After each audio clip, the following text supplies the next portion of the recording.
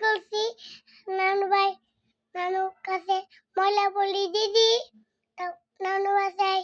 খেলনা আছে নানু বাসায় গিটার নাই নানু বাসায় বই আছে হ্যালো গাইস কেমন আছেন আপনি বই খেলতেছি বই পড়তেছি তারপর সাথে সাথে মোবাইল তারপর আল্লাহ আল্লাহকে সবচেয়ে করে আল্লাহকে আমার ভালো আছে আম্মুকে আম্মু ভালো আপনি ভালো না এক আগে